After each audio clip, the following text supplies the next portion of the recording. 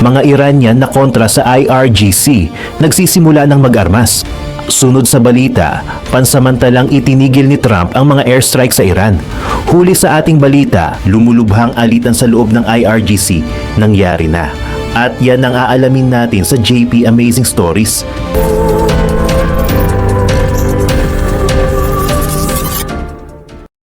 Hindi na lang simpleng sigaw sa kalsada o pagmamatigas sa gitna ng usok ng tear gas ang nangyayari ngayon sa Iran.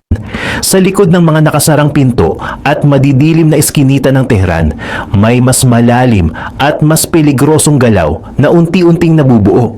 Ang mga mamamayan na dating hawak lang ay mga poster, banner at cellphone para mag-record ng pang-aabuso. Ngayon ay nagsisimula ng humawak ng totoong bakal. Ito na ang sinasabi ng marami na paghahanda para sa tinaguriang final battle laban sa Islamic Republic. Sa tulong ng mga lihim na opposition networks, gaya ng tinatawag na Immortal Guard at iba pang underground activists, patuloy ang palihim na pagpasok ng mga armas at resources sa loob ng bansa. Hindi madali ang operasyong ito. Bawat baril, bawat bala at bawat babala na maipasa sa mga ordinaryong mamamayan ay may kapalit na buhay kapag nahuli ng IRGC o ng mga asset ng rehimen. Pero para sa milyon-milyong Iranians na pagod na sa mahigit 4 na dekadang pananakop at panggagipit, wala nang iba pang daan kundi ang mag-armas at lumaban. Ang estratehiya ngayon ay mas organisado kumpara sa mga nakaraang pag-aaklas. Hindi na lang ito basta paglabas sa kalsada para magprotesta ng walang harang o proteksyon. Bumubuo na ng maliliit na cell groups sa iba't ibang probinsya upang tiyakin na kapag dumating ang tamang hudyat, handa silang idepensa ang kanilang mga komunidad at direktang harapin ang mga puwersa ng Estado. May mga ulat na nagmumula sa labas ng Iran ang suporta, kabilang na ang koordinasyon sa ilang international intelligence agencies. Ngunit ang mismong dugo at tapang sa gitna ng labanan ay nanggagaling mismo sa puso ng mga mamamayang Iranian na handa nang tapusin ang rehimeng ito. Habang patuloy ang palihim na pag-aarmas at pag-organisa ng mga mamamayan sa loob, nakatutok din ang buong mundo sa mga susunod na galaw mula sa labas. Marami sa mga rebelde sa kalsada ang umaasang ang ipinangakong military airstrikes ni President Donald Trump laban sa IRGC ang magiging panggulat na wawasak sa command structure ng rehimen. Sa kanilang kalkulasyon, kapag nagsimula ng bumagsak ang mga misil ng US at Israel sa mga pasilidad ng militar, mapipilitang magdalawang isip at magkahiwa-hiwalay ang mga opisyal ng Estado. Ngunit bago pa man makalipad ang mga bomber plane, biglang nagbago ang ikot ng kwento nang i-anunsyo ng White House na ipinagpaliban muna ang buong operasyon. Agad na lumabas sa mga pangunahing balita na kaya umano puminado ang US ay dahil sa pakiusap ng ilang Arab states tulad ng Saudi Arabia at Pakistan. Pero sa likod ng mga diplomatic press releases, iba ang totoong dahilan kung bakit biglang na-pause ang pag-atake. Bago pa man maikasa ang operasyon, na-leak na sa pampublikong media at kalaban ang eksaktong plano kung saan dapat kasama ang mga air assets ng Israel. Sa larangan ng military strategy, kapag nawala na ang elemento ng gulat o surprise element, nawawalan na rin ng saysay ang buong estratehiya. Dahil nakapaghanda at nakatago na ang target ng mga IRGC commanders. Ang biglaang pag-atras na ito ng Amerika ay nagdulot ng labis na pagkalito at matinding kaba para sa mga resistance fighters sa Tehran at iba pang lungsod. Habang nag-post ang White House ng panawagang "Locked in Trust in Trump", ang mga taong nakikipagpatayan sa kalsada ay napapaisip kung may darating pa ba talagang saklolo o gagamitin lang muli ang diplomasya bilang taktika para bumili ng oras ang dalawang panig. Sa gitna ng ganitong pag-aalinlangan, lalong tumindi ang panganib para sa mga mamamayan habang sinusubukan ng rehimen na samantalahin ang bawat minutong paghinto ng US upang lalong idagundong ang kanilang panggigipit. Ang bakanting oras na ibinigay ng pagpapakalma ng US ay agad na ginamit ng mga pinuno ng Islamic Republic upang gumawa ng sarili nilang peligrosong galaw. Habang naghihintay ang buong rehiyon kung kailan itutuloy ni President Donald Trump ang naudlot na pag-atake, biglang naglabas ng matinding banta ang mga kinatawan ng rehimen mula sa Tehran. Ayon sa kanila, kasalukuyan ng pinag-aaralan ng IRGC ang pagpapakawala ng isang preemptive strike laban sa mga base at pasilidad ng mga Amerikano sa Middle East bago pa man magawang magkasama ang mga tropa ng US at Israel. Para sa mga analyst at maging sa mga rebelde sa kalsada, malinaw na isang malaking desperasyon ang ganitong klaseng pananakot. Ang sinasabi ng Estado na bukas pa rin sila sa tinatawag na diplomatic efforts ay isa lamang pabalat bunga upang magmukhang sila pa ang nagtitimpi. Sa katunayan, ginagamit lamang ng magkabilang panig ang mga pag-uusap na ito bilang diversion tactics para makapag-ipon ng lakas, makapagpalit ng posisyon at makapag-adjust ng kani-kanilang mga pasilidad habang bukas pa ang Strait of Hormuz. Lalong naging kritikal ang sitwasyon dahil ang pampublikong naratibo na ibinabato ng Estado ay hindi na tumutugma sa totoong takbo ng giyera sa likod ng mga eksena. Habang abala ang IRGC sa paghahanda ng kanilang mga missile batteries at pagbabanta ng unprovoked attack, hindi nila namamalayan na ang mas malaking panganib ay hindi lamang nagmumula sa mga fighter jets ng US military na nakapaligid sa kanila, kundi mula sa mismong mga karatig bansa na patagong naglalaro ng sarili nilang mga pampulitikang interes. Ang mga karatig bansa sa Persian Gulf ay malayo sa pagiging nagkakaisa pagdating sa kung paano dadaigin ang rehimeng Iran. Sa kabila ng mga pampublikong tawag para sa kapayapaan mula sa Arab League, may patagong laro ng good cop at bad cop na nagaganap sa pagitan ng magkakaibang pamahalaan sa rehiyon. Ang Saudi Arabia, na itinuturing na pangunahing katunggali ng Islamic Republic sa rehiyon, ay kasalukuyang nagpapakita ng diplomasya at pagtitimpi bilang good cop. Ayaw ng Riyadh na direktang madamay ang kanilang sariling mga pasilidad ng langis at infrastruktura kung sakaling sumabog ang isang full-scale regional war, kaya't pampubliko silang nanawagan ng hinahon sa mga opisyal sa Washington. Sa kabilang banda, ang United Arab Emirates naman ang tumatayong bad cop sa likod ng mga nakasarang pinto. Hindi tulad ng iba pang karatig bansa, tahasang itinutulak ng UAE ang US military na ipagpatuloy ang pag-atake at huwag huminto hanggat hindi lubusang nadudurog ang puwersa ng IRGC. Alam ng Abu Dhabi na matagal nang nabasag ang anumang kasunduan sa pagitan nila at ng Tehran, at para sa kanila, ang pananatili sa pwesto ng kasalukuyang rehimen ay isang permanenteng banta sa seguridad at kalakalan sa buong Strait of Hormuz. Dahil sa ganitong magkasalungat na galaw ng mga karatig bansa, lalong nagiging komplikado ang pampulitikang kalkulasyon para sa mga Amerikano at sa mga revolusyonaryo sa loob ng bansa. Ang mahigit 4 na dekadang Cold War sa Persian Gulf ay hindi na lamang usapin ng dalawang bansa, kundi isang masalimuot na chess game kung saan ginagamit ng bawat panig ang kapangyarihan ng US para isulong ang kani-kanilang sariling agenda.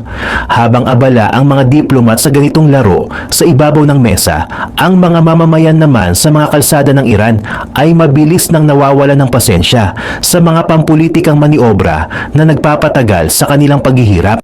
Dahil sa matinding pagkadismaya sa mga mabagal at paulit-ulit na maniobra ng mga diplomat sa labas ng bansa, napagtanto ng mga mamamayan na wala na silang ibang pwedeng asahan kundi ang sarili nilang lakas. Sa gitna ng dilim at takot sa mga kalsada, ang galit ng tao ay hindi na lang nag-aabang ng utos mula sa mga dayuhan.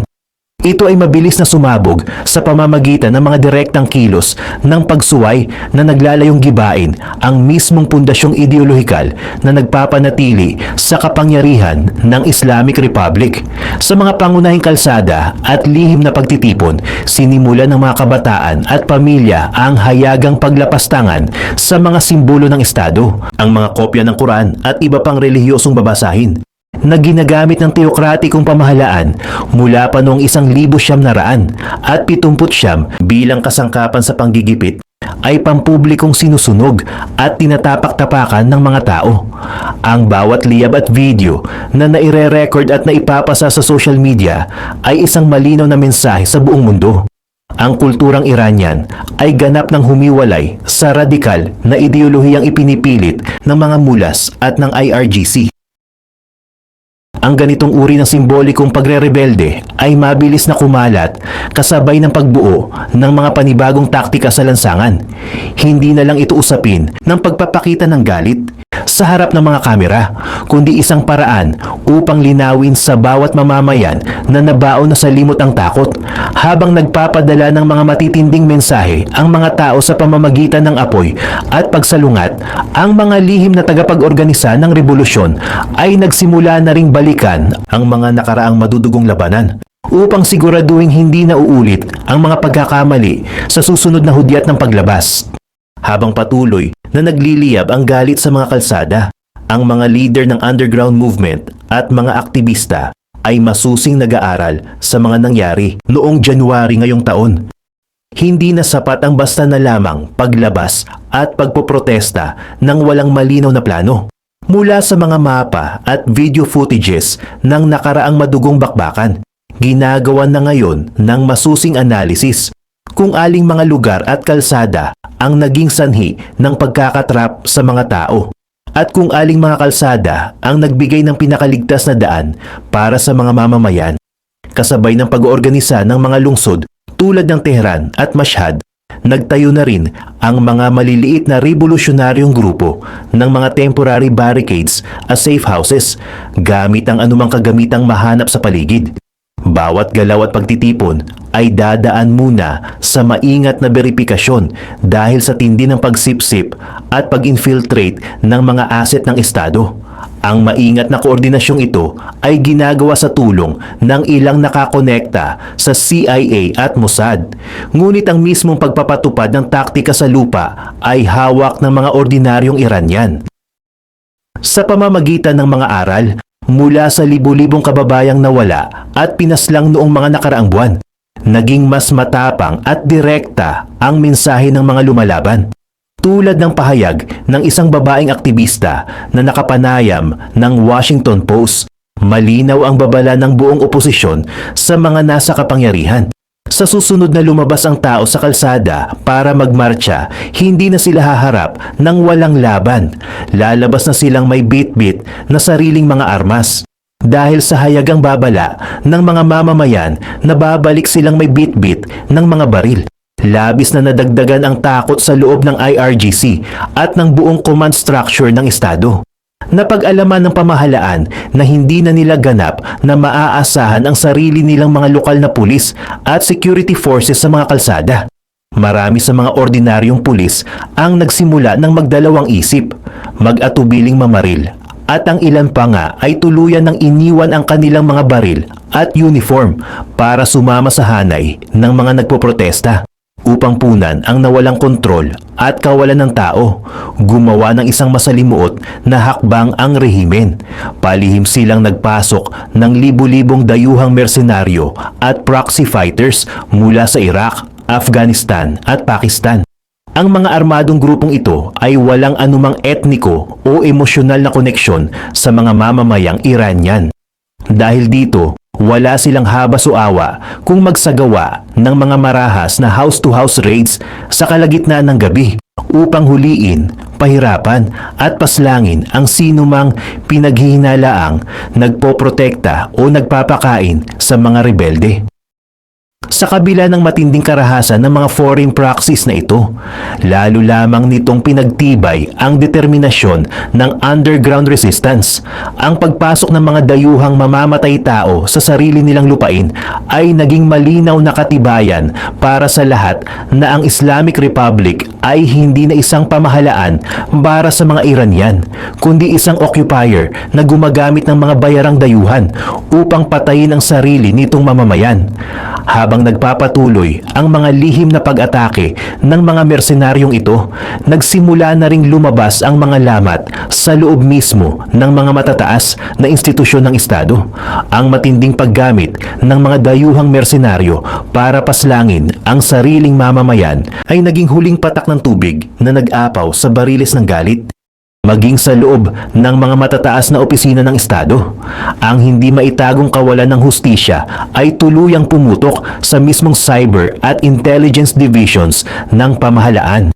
Sa Khorasan Razavi Province, nagulantang ang buong kapulisan ng palihim na tumangging makipagtulungan at palihim na tumulong sa mga nagpoprotesta ang isa sa kanilang matataas na opisyal. Si Colonel Shahzad Zamiri, ang Deputy Head ng Social Affairs para sa Local Cyber Police. Sa halip na gamitin ang kanyang posisyon at mga modernong pasilidad para i-trace, i-block at ipahuli ang mga organizers ng uprising, ginamit ni Colonel Shahzad Zamiri ang kanyang access upang protektahan at bigyan ng babala ang mga nagpro-protesta laban sa mga paparating na raids ng IRGC. Ngunit hindi nagtagal ang kanyang lihim na operasyon. Agad siyang nadiskubre ng mga matataas na commanders ng Estado, dinakip ng walang malinaw na arrest warrant at pilit na ipinagkait ang access sa anumang abogado o komunikasyon sa kanyang pamilya. Pinasok ng mga autoridad ang kanyang tahanan sa Mashhad. Kinumpiska ang lahat ng kanyang mga ari-arian at ikinulong siya sa solitary confinement nang walang anumang formal na paglilitis.